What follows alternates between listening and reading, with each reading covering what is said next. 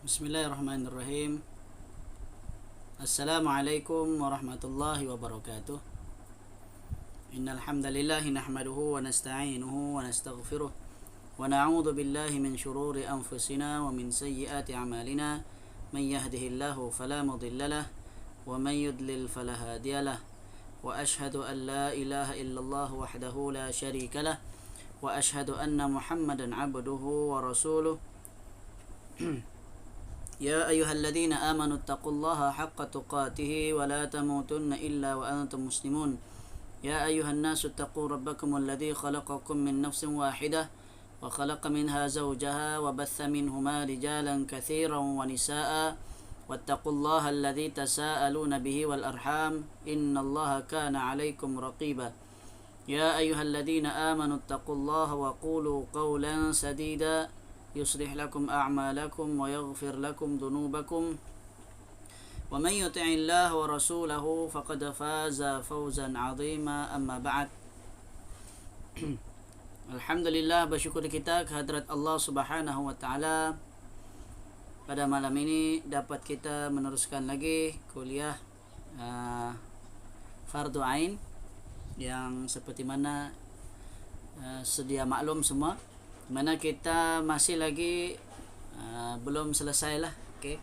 InsyaAllah malam ni kita bab sunnah selepas solat. Okay. Sunnah selepas solat. Ya, kalau kalau fardunya ataupun rukun, bukan fardu, rukun solat itu terbagi kepada 3. Maka sunnah-sunnah dalam ataupun ketika solat pun juga terbagi kepada 3 lah. Okay. Kalau rukun solat ada 3, yaitu ada rukun qalbi, ada rukun fi'li, ada rukun qauli. Manakala sunnah ketika solat ataupun sunnah pada solat terbagi menjadi 3, yaitu sunnah sebelum solat, sunnah ketika solat, ketika sedang solat, dan sunnah selepas solat. Okay. Adapun sunnah ketika solat telah kita sebutkan sebelum ini terbagi menjadi 2, yaitu sunnat ab'ad dan sunnat hayat. Okay. Manakala sunnah selepas solat yang insyaAllah kita akan pelajari pada hari ini, yang dimaksudkan sunnah selepas solat ialah disunatkan melakukan perkara berikut sebaik sahaja selesai menunaikan solat. Okay, bukan artinya habis solat lepas tu bila habis solat habislah. Sebenarnya memang kalau kita terus buat aktiviti apa-apa pun tidak ada masalah, cuma disukailah ataupun disunnahkan. Maksudnya bila kita buat kita dapat pahala lah. Yaitu yang pertama membaca istighfar, berzikir dan berdoa. Okey, membaca istighfar yaitu astaghfirullah, astaghfirullah, astaghfirullah. Kemudian kita berzikir. Nanti kita akan masuk apa dia zikir-zikir selepas salat yang sabit daripada Al-Qur'an, daripada hadis-hadis Nabi lah. Maksudnya yang dilaksanakan atau diamalkan oleh Nabi Muhammad sallallahu alaihi wasallam. Kemudian berdoa. Doa ni pun termasuk keumuman lah, di mana Nabi sallallahu alaihi wasallam bersabda bahawa di antara doa yang tidak ditolak ataupun yang makbul adalah fi duburis salah, pada akhir solat. Dan sebagian ulama mengatakan akhir solat ni sebelum beri salam. Sebagian ulama ada yang mengatakan selepas salam. Okay, jadi ini khilaf yang yang diterima lah. Maksudnya kalau kita amalkan kedua-duanya pun itu lebih baik lah. Sebelum kita bagi salam, maksudnya apa? Sebelum kita bagi salam yang kita baca doa, di antaranya yang Nabi SAW tidak pernah tinggalkan apa dia? Yang membaca Nabi SAW membaca doa memohon perlindungan daripada 4 perkara. Itu Allahumma inni a'udzubika min adzabi jahannam wa min adzabil qabri wa min fitnatil mahya wal mamat wa min syarri fitnatil masihid dajjal. Okay, yang itu sunnah sebelum bagi salam. Okay, selepas habis kita baca fil alamina innaka hamidum majid, maka kita baca Allahumma inni, ya Allah, sesungguhnya aku a'udzubika, memohon perlindungan kepadamu, min adabi jahannam, dari adab jahannam, yaitu jahannam salah satu di antara nama api neraka. Wa min adzabil qabri, dan daripada azab kubur. Okay, daripada azab kubur. Wa min fitnatil mahya wal mamat, dari fitnah kehidupan dan kematian. Wa min syarri fitnatil masih ad-dajjal, dan dari keburukan fitnah al-masih ad-dajjal. Okay, fitnah al-masih ad-dajjal, maksudnya fitnah dajjal. Sebab dajjal merupakan fitnah yang besar dan juga merupakan tanda-tanda besar yang pertama hari kiamat. Okay? Kemudian yang keduanya, apa yang sunnah kita lakukan selepas, baik saja kita selesai menunaikan solat, selepas kita berzikir atau kita membaca wirid dan kita baca doa, kita berpindah tempat dari solat fardu ketika hendak menunaikan solat sunat. Siapa yang biasa pergi masjid kan, habis saja sembahyang ada orang tukar pergi tempat lain sembahyang sunat kan, dia pergi tempat lain, dia tukar tempat lain. Kenapa dia buat gitu tuh kan? Kenapa hendak sana saja? Sudah mau juga tukar tempat, sudah sembahyang sana sajalah kan. Tapi sebenarnya apa yang dilakukan oleh kebanyakan orang pada hari ini, kalau saya sendiri melihat di masjid begitulah yang diamalkan. Sebenarnya itu memang sunnah Nabi, karena Nabi SAW bersabda, salatlah kamu wahai manusia di dalam rumah-rumah kamu, sesungguhnya salat yang lebih afdal ialah salat sunat itu di rumahnya, kecuali salat fardu. Nabi SAW bersabda, salatlah kamu wahai manusia di rumah-rumah kamu. Nabi SAW perintahkan salat di rumah, maksudnya salat sunat. Kerana solat yang paling afdal adalah di rumah, kecuali solat fardu. Solat fardu yang afdal di masjid bagi lelaki lah. Okay? Bagi lelaki solat fardu di masjid. Bagi perempuan solat fardu tetap juga di rumah. Tapi kalau sekiranya dia mau melaksanakan di masjid, maka tidak ada masalah, boleh. Okay? Boleh dilaksanakan di masjid. Tapi yang afdalnya bagi lelaki adalah di masjid. Bahkan sebagian ulama mengatakan fardu. Fardu maksudnya wajib bagi lelaki sembahyang di masjid, kecuali sekiranya ada keudzuran. Maksudnya ada alasan lah, sakit ke, atau sedang sakit perut, atau sedang makan, atau ada apa-apa keperluan yang dia tidak boleh tinggalkan ketika itu, maka bolehlah dia diberikan keudzuran dari solat fardu di masjid.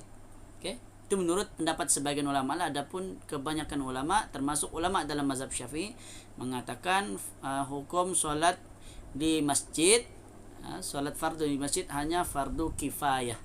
Artinya kalau tiada siapa yang sembahyang di masjid, maka semua satu kawasan tersebut, satu kampung atau satu taman akan menanggung dosa, akan dikira sebagai berdosa. Okay? Dan ada lagi sebenarnya hadis Nabi, cuma saya tidak bawakan di sini. Ada lagi di mana Nabi SAW biasa selepas solat fardu, bila Nabi hendak melaksanakan solat sunat, Nabi akan berpindah tempat. Dan Nabi suka mempelbagaikan tempat solat sunat. Kenapa? Untuk memperbanyakkan kawasan, maksudnya agar tempat-tempat tersebut diberkati, ataupun diberkati lah, tidak silap saya, diberkati. Jadi memperbanyakkan barokah di tempat-tempat solat. Jadi memperbanyakkan tempat lah, mempelbagaikan tempat-tempat solat sunat. Bahkan Nabi SAW lebih banyak solat sunat di rumah. Habis saya Nabi sembahyang, biasa Nabi lepas zikir, Nabi masuk rumah, Nabi solat sunat di rumah, bukan di masjid. Cuma bagi kita, bagi kaum lelaki, kadang-kala kalau kita di masjid, kadang-kadang lebih rajin lagi solat di masjid kan. Sampai rumah kadang solat sunat pun tidak lagi, maka tidak apalah, tidak mengapa, teruskan solat sunat di masjid. Lebih baik dia solat di masjid berbanding dia balik rumah dia tidak solat sama sekali, solat sunat. Niatnya mau solat sunat di rumah, sampai rumah tidak jadi solat, macam-macam halangan kan. Okey, yang ketiga, bagi para lelaki yang solat berjamaah dan di belakang mereka terdapat jamaah para wanita, maka disunatkan agar tetap duduk di tempat mereka sehingga golongan wanita meninggalkan tempat duduk mereka. Dan ini bertujuan agar mengelakkan percampuran ikhtilat di antara mereka. Ini sebenarnya ada dalam hadis Nabi, di mana Nabi SAW habis solat, Nabi menghadap ke pusing menghadap ke arah makmum. Kemudian Nabi melihat apabila semua wanita di belakang telah pun beredar, barulah Nabi pun berdiri. Barulah jamaah para sahabat pun ikut berdiri. Maksudnya selesailah solat. Okey. Jadi kenapa Nabi SAW duduk sebentar? Nabi biarkan wanita dahulu pergi. Okey. Wanita dahulu. Jadi sunnahnya bagi kaum wanita, jangan lambat-lambatlah. Habis saja solat, dia berzikir, lepas itu baca doa, maka segeralah dia keluar dari masjid supaya mengelakkan daripada percampuran. Itu pun salah satu perkara yang sunnah juga. Tapi kalau misalnya lambat lagi ada keperluankah, tidak mengapalah. Okey. Mari kita lihat apa dia wirid setelah solat. Okey. Ada banyak wirid yang diamalkan oleh Nabi Muhammad sallallahu alaihi wasallam. Tapi untuk kita mengetahui secara lengkapnya, maka saya sarankan rujuklah di dalam kitab Al-Adhkar Imam An-Nawawi lah. Itu yang lebih lengkap lah. Tapi kalau tidak ada kitab, boleh juga cari kitab-kitab yang lain. Yang biasanya saya sendiri amalkan inilah. Apa dia? Yang pertama, hadis ni semua saya ambil daripada kitab Al-Adhkar Imam An-Nawawi. Rawaina fi sahih Muslim an Thauban radhiyallahu anhu qala kana Rasulullah sallallahu alaihi wasallam idan sarafa min salatihi istaghfara thalathan. Okey. Kami meriwayatkan di dalam sahih Muslim dari Thauban radhiyallahu anhu berkata, adalah Rasulullah sallallahu alaihi wasallam sebaik saja selesai solat, maka baginda akan beristighfar sebanyak 3 kali. Okey, Nabi akan beristighfar sebanyak 3 kali. Wa qala, dan Nabi sallallahu alaihi wasallam kemudiannya membaca pada Allahumma antas salam wa minkas salam tabarakta ya dzal jalali wal ikram. Okey, itu yang sahih. Okey. Qila lil Auza'i, maka perawi hadis berkata, okey. Perawi hadis berkata ataupun ditanya salah seorang dari perawi hadis ini, bila dia ditanya kaifal istighfar, bagaimanakah lafaz istighfar yang dimaksudkan Nabi beristighfar sebanyak 3 kali. Qala taqulu, maka dia pun berkata, beliau menjawab, maka hendaklah engkau mengucapkan astaghfirullah. Astaghfirullah. Okey. Jadi ucapan yang diucapkan oleh Rasulullah sallallahu alaihi wasallam beristighfar selepas salat adalah sekadar astaghfirullah sahaja. Okey. Cuma yang kebanyakan kita lakukan astaghfirullahalazim alladzi la ilaha illa huwal hayyul qayyum wa atubu ilaik. Itu diambil dari hadis lain lah. Okey. Boleh saja, tidak ada masalah. Cuma apa yang Nabi sendiri amalkan hanya ini, yaitu astaghfirullah, astaghfirullah. Demikian juga perawi hadis, jadi sahabat Nabi kemudian tabi'in, semua yang meriwayatkan hadis ini, mereka amalkan cukup sekadar astaghfirullah sahaja. Jadi itulah yang mereka amalkan. Jadi paling kurang lepas solat, habis saya solat assalamualaikum warahmatullah, assalamualaikum warahmatullah, maka jangan kita tinggalkan istighfar sekurang-kurang. Bacalah astaghfirullah, astaghfirullah, astaghfirullah. Kemudian jalan, kalau mau jalanlah. Okey. Tapi jaranglah orang begitu. Biasanya orang berzikir lagi atau orang akan baca doa kan, dan seterusnya. Okey, dan ini itu lebih baik. Okey. Tapi kalau memang betul-betul ada keperluan kan, ada hal yang mustahak, maka janganlah tinggal membaca sekurang-kurangnya astaghfirullah, astaghfirullah, astaghfirullah. Okey, itu zikir yang pertama atau wirid yang pertama. Wirid yang kedua, rawaina fi sahihai Al-Bukhari wa Muslim, sama juga kami riwayatkan 2 hadis dalam Bukhari dan Muslim, anil Mughirah bin Syu'bah, dari Mughirah bin Syu'bah, anna Rasulullah sallallahu alaihi wasallam kana idza faragha min salati wassalam, apabila Nabi sallallahu alaihi wasallam selesai menunaikan salatnya, qala la ilaha illallah wahdahu la syarika lah, lahul mulku wa lahul hamdu wa huwa ala kulli syai'in qadir, Allahumma la mani'a lima a'tait wa la mu'tiya lima mana'at wa la yanfa'u dzal jaddi minkal jadd. Ini bunyinya pelik sikit sebab tidak ramai orang yang mengamalkan. Jarang kita dengar orang baca ni zikir sebegini. Tapi hadis ini riwayat Bukhari dan Muslim. Hadis ini sahih. Okey. Kalau hadis tadi yang di atas dia ada artilah. Paling bagus kalau kita baca artinya, kita faham artinya lagi baguslah. Bila kita baca astaghfirullah, ya Allah aku memohon keampunan kepadamu. Kemudian Allahumma antas salam, ya Allah engkaulah as-salam, yang maha sejahtera. Wa minkas salam, dan dari engkaulah kesejahteraan. Tabarakta ya dzal jalali wal ikram. Maha berkat engkau wahai zat yang maha agung lagi maha mulia. Itulah yang kita baca. Okey. Engkaulah as-salam. Sebagian ulama kata Allahumma antas salam, ya Allah dari engkaulah keselamatan. Okey. Maksudnya apa jua yang lepas kita lakukan, maka Allah merupakan pelindung bagi kita. Solat kita diterima atau tidak itu terserah pada Allah Subhanahu wa taala. Mudah-mudahan Allah terima sembahyang kita, solat kita. Okey. Kemudian dalam zikir yang kedua ni, la ilaha illallah wahdahu la syarikalah. Ada kalimat la ilaha illallah. Kalimat la ilaha illallah ini sebenarnya merupakan zikir yang afdal. Sebagaimana biasa kita dengar orang baca, afdalu dzikri fa'lam annahu la ilaha illallah. Zikir yang paling afdal adalah la ilaha illallah. Tiada Tuhan yang berhak disembah melainkan Allah. Tapi bukan maksudnya afdalu dzikri la ilaha illallah kita sebut la ilaha illallah saja, tidak. Yang diajarkan oleh Nabi adalah panjang lagi.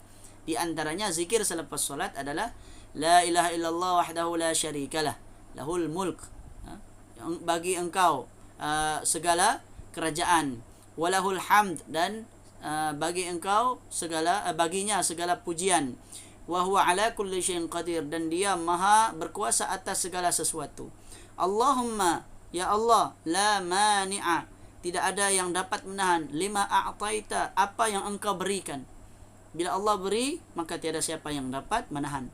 Wala mu'tiya, dan tidak ada yang dapat memberikan, lima mana'ta, apa yang telah engkau halang atau engkau tahan. Bila Allah halangi dari kita mendapatkan sesuatu, bagi siapa pun tidak akan dapat beri. Okey. Banyak sebenarnya terkandung makna yang sangat sangat mendalam di dalam zikir ni. Okey. Wala mu'tiya lima mana'at wala yanfa'u, dan tidak ada manfaat, tidak ada sebarang manfaat, dzal jaddi, orang yang bersungguh-sungguh, minkal jadd, kerana kesungguhan itu semua dari engkau, kerana darimulah segala kesungguhan. Okey. Jadi macam mana orang bersungguh-sungguh pun untuk memberikan atau untuk menghalang, maka tidak ada siapa yang dapat memberi atau dapat menghalang, kerana semua pemberian ataupun sesuatu yang dihalang semua datang dari Allah Subhanahu wa taala. Hadis ini sahih, riwayat Bukhari dan Muslim. Okey. Mudah saja. Kita ulang sajalah, la ilaha illallah wahdahu la syarikalah, lahul mulku wa lahul hamdu wa huwa ala kulli syai'in qadir. Allahumma la mani'a lima a'tait wa la ataupun mau baca penuh, Allahumma la mani'a lima a'taita wa la mu'tiya lima mana'ta wa la yanfa'u dzal jaddi minkal jadd. Minkal jadd. Okay, hadis ni sahih, riwayat Bukhari dan Muslim. Seperti yang kita maklum, bila sebut Bukhari dan Muslim, maka itu adalah hadis yang paling sahih. Selepas Al-Quran adalah sahih Bukhari dan Muslim. Kemudian diikuti dengan sahih Bukhari, kemudian diikuti dengan sahih Muslim. Itulah hadis yang paling sahih. Okey. Jadi sepatutnya kita amalkanlah. Kita usaha supaya dapat amalkan apa yang Nabi baca. Cuma banyaklah sebenarnya. Kalau kita dapat amalkan sedikit pun tidak mengapa. Maksudnya cubalah kita amalkan satu dulu, lepas tu lain kali cuba lagi yang lain, dan seterusnya. Jangan oleh kerana kita tidak mampu amalkan semua lalu kita tinggalkan semua. Maksudnya tidak amalkan apa-apa sama sekali. Okay, dalam kaedah fiqh atau para ulama mengatakan ma la yudraku kullu la yutraku julluhu. Apa yang tidak mampu kita amalkan semua, maka jangan kita tinggalkan semua. Okay? Maksudnya kena amalkan juga. Sekurang-kurangnya satu ke dua ke. Amalkanlah sedikit, jangan tinggal sama sekali. Kerana alasan apa? Tidak mampu diamalkan. Sunnah Nabi kan banyak. Memang banyak. Tapi bukan bermakna bila banyak maka semua kita amalkan. Tidak. Amalkanlah sekadar yang kita termampu. Yang ketiga, qala Syafi'i. Ini saya ambil riwayat daripada daripada kitab Al-Um. Ini dari riwayat kitab Al-Um. Yang ketiga ini adalah merupakan apa yang diamalkan oleh Imam Syafi'i sendiri. Qala Syafi'i, Imam Asy-Syafi'i berkata. Saya baca arti dia terus. Seolah-olah dia terlupa setelah dia menceritakannya. Telah mengkhabarkan kepada kami Ar-Rabi' berkata Imam Syafi'i mengkhabarkan kepada kami, dia berkata Ibrahim bin Muhammad mengkhabarkan kepada kami, Musa bin Uqbah menceritakan kepadaku dari Abi Az-Zubair bahwa dia mendengar Abdullah bin Az-Zubair berkata, adalah Rasulullah sallallahu alaihi wasallam apabila selesai memberi salam dari salatnya, maka baginda akan membaca dengan suara yang kuat.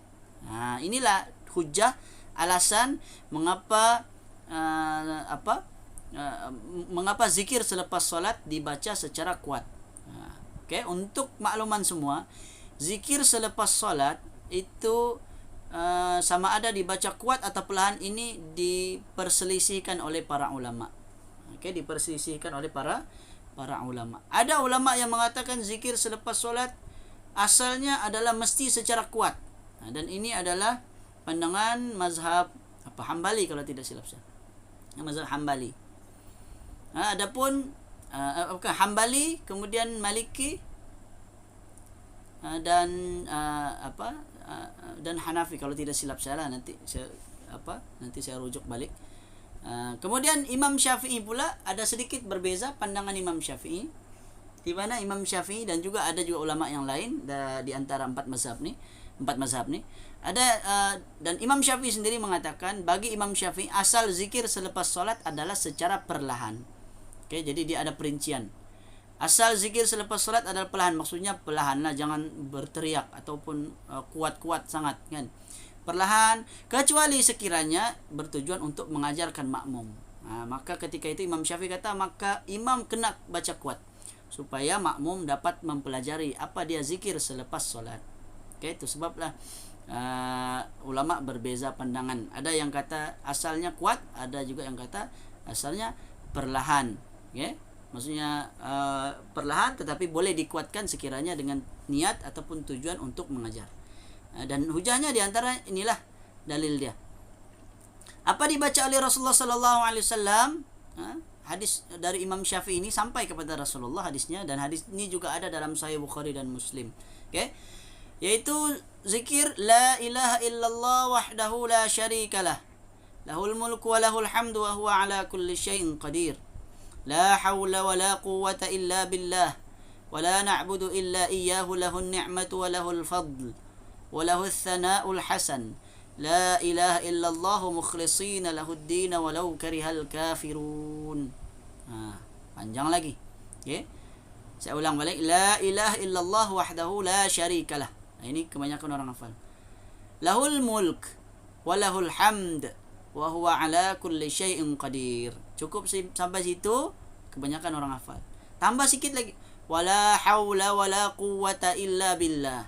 Ini pun banyak orang hafal. Cuma susunannya itulah. Wala na'budu illa iyyah. Lahun ni'mah wa lahul fadl wa lahul thana'ul hasan. La ilaha illallah mukhlishina lahuddin walau karihal kafirun. Biasa dengar walau karihal kafirun ini hari raya saja. Sebenarnya zikir selepas solat juga termasuk ada ucapan kalimat walau karihal kafirun. Artinya apa? La ilaha illallah wahdahu la syarikalah, tiada Tuhan yang berhak disembah melainkan Allah semata. Wahdah itu semata-mata. La syarikalah, tidak ada sekutu bagi Allah, tiada kesyirikan. Tidak boleh kita syirikkan Allah. Lahul mulk, baginya kerajaan. Walahul hamd, baginya pujian. Wa huwa ala, dan Allah itu berkuasa atas segala sesuatu. Ala kulli syai'in qadir. Wala haula wala quwwata, tidak ada daya dan upaya illa billah, melainkan Allah. Melainkan Allah lah yang berdaya dan upaya. Melainkan kerana Allah lah yang memberi daya dan upaya. Wala na'budu, kami tidak menyembah illa iya, melainkan hanya kepadanya. lahun ni'mah, baginya lah segala nikmat. Walahul fadl, baginya segala keutamaan. Fadl ataupun keutamaan lah. Biasa kita bilang fadilat, keutamaan kan. Fadail, keutamaan. Walahul thana, baginya lah segala pujian yang baik-baik sahaja. Al-hasan. La ilaha illallah, tiada Tuhan yang berhak disembah melainkan Allah, mukhlishina lahuddin, dengan mengikhlaskan baginya agama, walau karihal kafirun, meskipun orang-orang kafir tidak menyukainya. Bagus juga untuk kita amalkan kalau sekiranya kita dapat hafal lah. Yang keempat, banyak sudah nih. Yang keempat ni, ini adalah ini kebanyakan orang amalkan. Hadis yang zikir yang keempat ni kebanyakan orang amalkan. Tetapi sebenarnya ini hanya khusus bagi solat subuh dan solat maghrib. Bagi solat subuh dan solat maghrib. Apa hadisnya? Kami riwayatkan dalam kitab Sunan At-Tirmidzi dan selainnya dari Abu Dzar radhiyallahu anhu bahwa Rasulullah sallallahu alaihi wasallam bersabda, barang siapa yang membaca pada hujung solat, setelah solat subuh, dan dia menyilangkan kakinya sebelum dia berkata-kata dengan membaca la ilaha illallah wahdahu la syarikalah, lahul mulku wa lahul hamdu yuhyi wa yumit wa huwa ala kulli syai'in qadir. Ini banyak kita amalkan. Tambahan yuhyi wa yumit, yuhyi wa yumit wa huwa ala kulli syai'in qadir. Ini hanya dibaca pada solat subuh dan sebagian hadis menyebut selepas solat maghrib. Dibaca 10 kali. Berapa kali? 10 kali, bukan 3 tapi 10 kali. Selepas maghrib dan juga selepas subuh. Saya sebut rujukannya dalam kitab Al-Adhkar.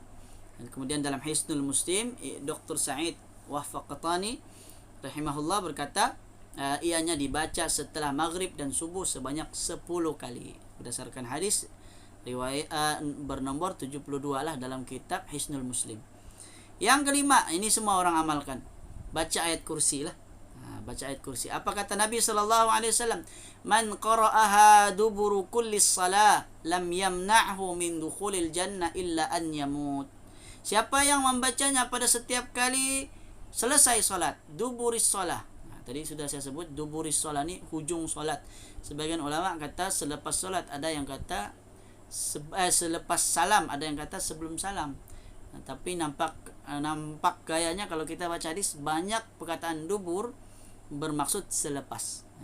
Tapi boleh jadi juga maksud sebelum, kerana ada hadisnya di mana Nabi SAW membaca yang tadi saya baca, doa memohon perlindungan dari 4 perkara. Allahumma inni a'udzubika min adzabi jahannam wa min adzabil qabr wa min fitnatil mahya wal mamat wa min syarri fitnatil masiihid dajjal. Itu juga dibaca duburis shalah, tapi maksudnya sebelum beri salam. Nah, siapa yang membaca setiap kali setelah selesai solat, maka tidak ada yang dapat menahannya dari masuk syurga melainkan mati. Hadis riwayat An-Nasa'i dan Ibnu Sunni. Yang keenam, membaca 3 qul, hadis riwayat Abu Daud, Tirmidzi, An-Nasa'i. Yang ketujuh, kita membaca tasbih 33 kali, subhanallah, subhanallah, subhanallah 33 kali. Alhamdulillah, tahmid, alhamdulillah, alhamdulillah, alhamdulillah 33 kali. Kemudian takbir 33 kali, Allahu akbar, Allahu akbar, Allahu akbar. Semua bila dicampur menjadi 99. Kan? Kemudian kita tutup sehingga jumlahnya menjadi 100. Apa dia penutupnya?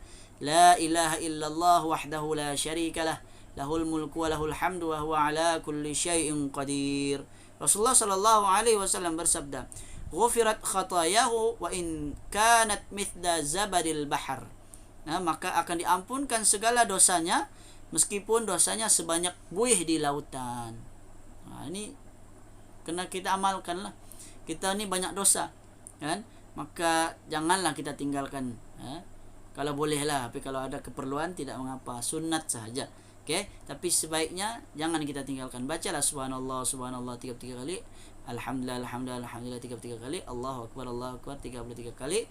Kemudian kita tutup dengan la ilaha illallah wahdahu la syarikalah, lahul mulku wa lahul hamdu wa huwa ala kulli syai'in qadir.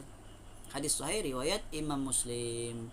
Wallahu alam, saya kira cukup dahulu. Inilah dia zikir yang sabit dari hadis Nabi, kan?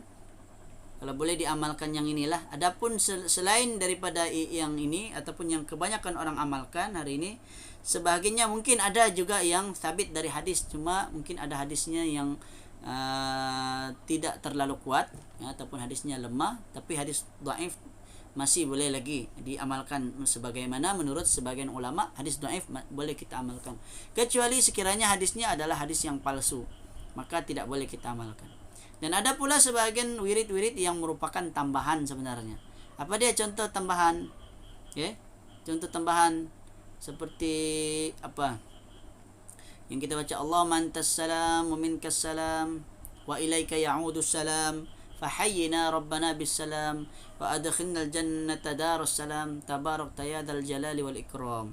Yang itu sebenarnya rangkap dia tuh yang saya pernah jumpa ada dalam kitab Ihya Ulumuddin karya Imam Al-Ghazali rahimahullah. Okay? Ada dalam kitab Imam Al-Ghazali. Cuma Imam Ghazali kalau kita mau tahu kitab Imam Al-Ghazali, kitab Ihya Ulumuddin di situ dalam kitab tersebut bercampur baur, ada yang sahih, ada yang dhaif, ada juga hadis yang palsu. Dan ada pula yang la aslalahu, yang tidak dijumpai sumber asal usulnya. Sehingga itu kalau hadis itu sahih maka kita amalkan. Kalau dhaif pun maka ringan lagi lah, masih boleh lagi diamalkan. Tapi kalau sekiranya dhaif atau hadis dhaif jiddan ataupun hadis palsu ataupun yang tidak diketahui asal usulnya, maka sebaiknya tidak boleh kita amalkan. Kerana dikhawatiri amalan tersebut bercanggah ataupun diyakini oleh sebagian masyarakat kita sebagai sunnah Nabi. Okey. Wallahu alam, saya kira cukup dahulu. Atau ada pertanyaan, kita bukalah kepada sebarang persoalan sekiranya ada persoalan.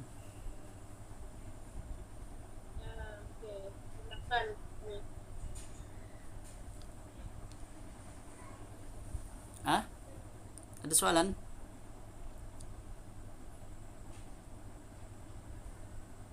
Boleh faham kah?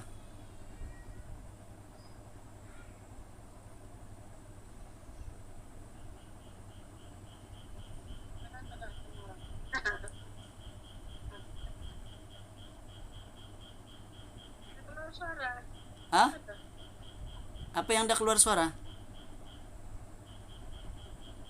Suara siapa anda dengar?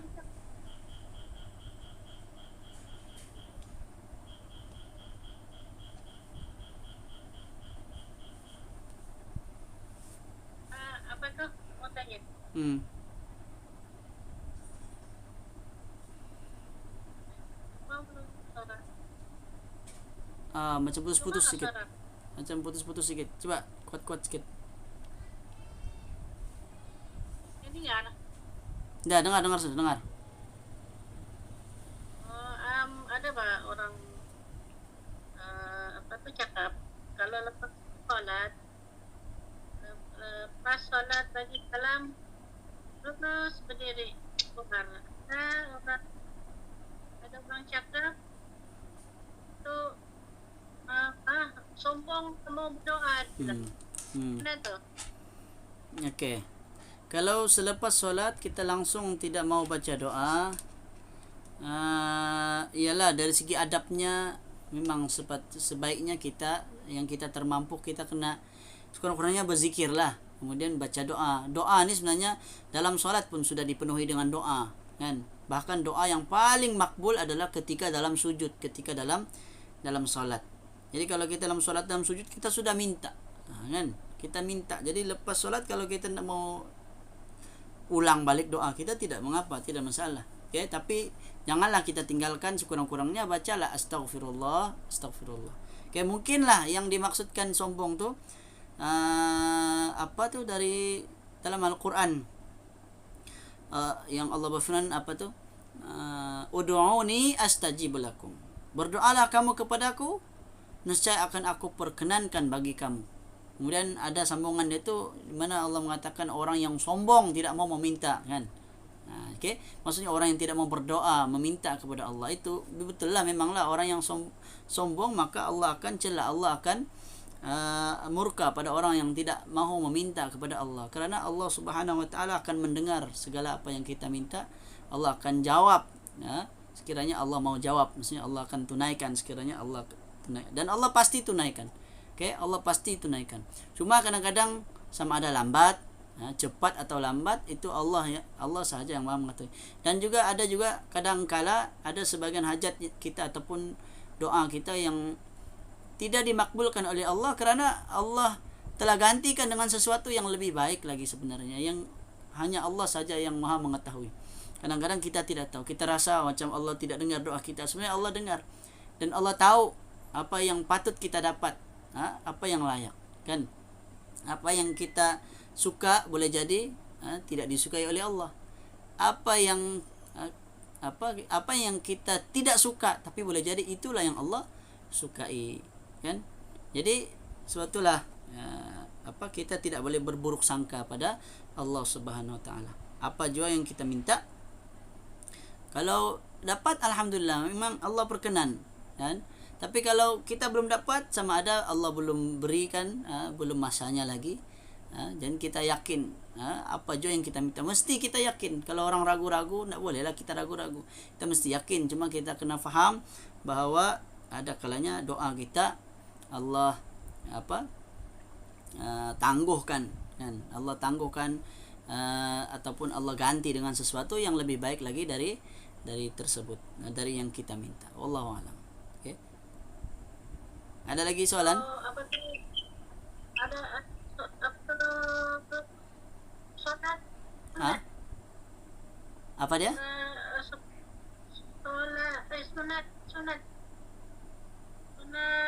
ada dalam ini kan, tahajud. Sunat tahajud?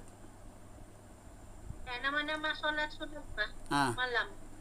Solat malam, solat sunat tahajud. Apa lagi? Solat sunat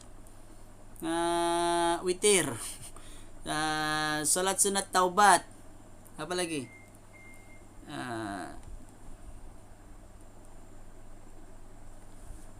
Solat sunat yang biasa itu sialah. Apa lagi? Solat sunat tasbih.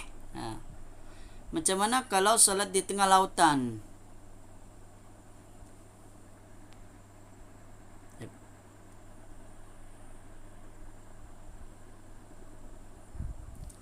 Macam mana kalau solat di tengah lautan?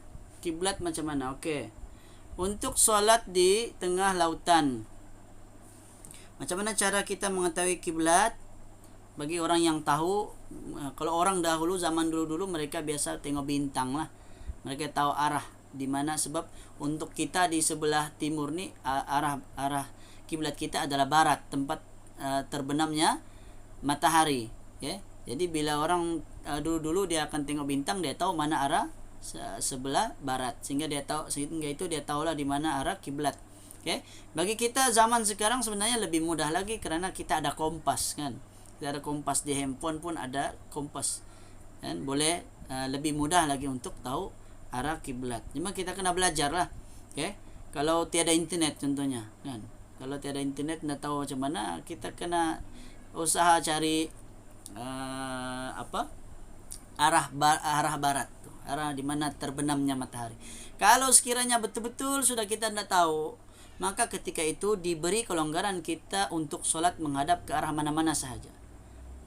Fawalli wajhaka syatral masjidil haram. Apa lagi tu ayat di kemana saja arah, maka sebenarnya kita telah menghadap ke arah, ataupun kita solat ni memang asalnya mesti ikut kiblat, kan? Tapi sebenarnya solat ini tujukan kepada Allah Subhanahu wa taala, bukan kita menyembah pada kiblat itu, tidak. Itu hanya arah untuk untuk menyatu padukan supaya ada satu arah.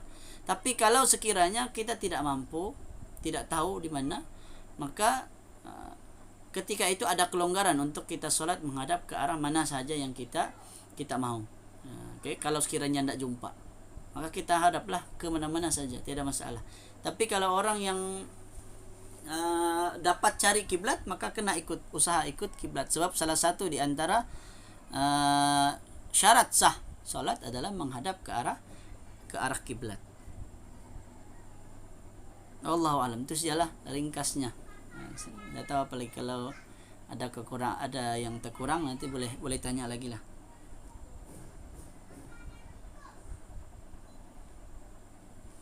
Dalam solat sunat ada nak? Dalam apa? Dalam siapa yang solat Nabi? Apa namanya? Solat sunat. Cara ya dalam bab ini solat sunat tu ada jenis apa? Oh, solat sunat memang ada, tapi banyaklah kalau kita mau. Memang ada jenis-jenis solat sunat. Yang Nabi amalkan, memang yang sebagian yang kita amalkan itu pun memang sudah sunnah juga. Yang sunat rawatib ni solat sunat yang mengiringi fardu itulah. Ada juga kalau malamnya yang tadi itu solat tahajud, tapi kalau di bulan Ramadan namanya solat tarawih, ya. Kemudian solat witir, itu sajalah. Apalagi solat hajat. Adapun solat hajat yang kebanyakan kita amalkan, dia berpandukan kepada, sebenarnya ada hadis khusus tentang salat hajat, tapi kebanyakan hadis yang khusus tentang salat hajat itu ada kelemahan lah. Hadis itu tidak sahih. Cuma ada satu saja hadis yang paling sahih, yang kuat, dan sebagian ulama berpandukan hadis itulah menunjukkan bahwa salat hajat itu boleh, yaitu hadis tentang orang buta minta doa kepada Nabi supaya dia disembuhkan penyakit buta dia, sehingga akhirnya Nabi SAW pun berdoa kepada Allah. Kemudian Nabi pun minta supaya Nabi suruh dia, engkau solat sunat 2 rakaat, lepas itu engkau baca doa begini. Jadi dari situ, daripada hadis itu difahami bahwa lelaki tersebut ada hajat, dia minta agar didoakan kepada dia, tapi Nabi ajarkan kepada dia supaya solat sunat 2 rakaat. Dari situlah difahami bahwa adanya solat sunat hajat lah. Cuma itu secara umum sajalah. Soalan hilang pula soalan. Kejap. Terima kasih. Soalan kedua, sekiranya berlaku peperangan, bagaimana cara untuk solat dan rakaat solat macam mana, dikurangkan atau tetap sama? Contohnya waktu solat zuhur. Okey, untuk peperangan, solat peperangan, solatul khauf, dalam kitab hadis disebut solatul khauf, solat dalam keadaan takut. Okay, antaranya solat ketika berperang lah.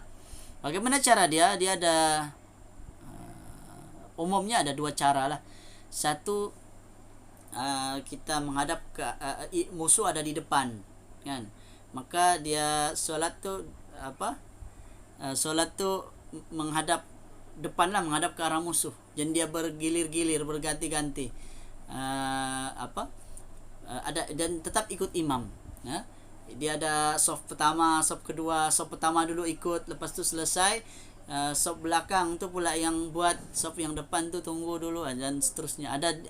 Memang ada kaedah dia solatul khauf. Itu kita kena belajar lah. Okay? Adapun yang kedua caranya, apabila musuh ada di mana-mana, musuh depan ada, di kanan, di kiri, di belakang, maka ketika itu solat khauf tu dikerjakan dengan cara hanya takbir yang pertama sahaja menghadap ke arah kiblat, kemudian boleh sambil berjalan, sambil berperang boleh berjalan, boleh sembahyang. Itu solat dalam keadaan berperang. Okey, sebab tu para ulama mengatakan solat ni wajib hukumnya, meninggalkannya adalah dosa besar. Sebab tidak ada keuzuran, meskipun orang tu dalam peperangan tetap dikerjakan, kan? Meskipun orang tu dalam keadaan sakit tetap disuruh solat, dalam keadaan bagaimana cara sekalipun, baring, ataupun dia masih ada akal fikiran, kan? Orang tu koma, dia fikir tentang solat sialah, kan? Dia fikir apa yang dia termampu, kecuali mati barulah tidak perlu lagi solat. Ataupun orang tu gila dan seterusnya, ikut dia punya syarat wajib solat lah. Kalau syarat wajib solat tu hilang, maka ketika itu barulah dia tidak lagi wajib menunaikan solat.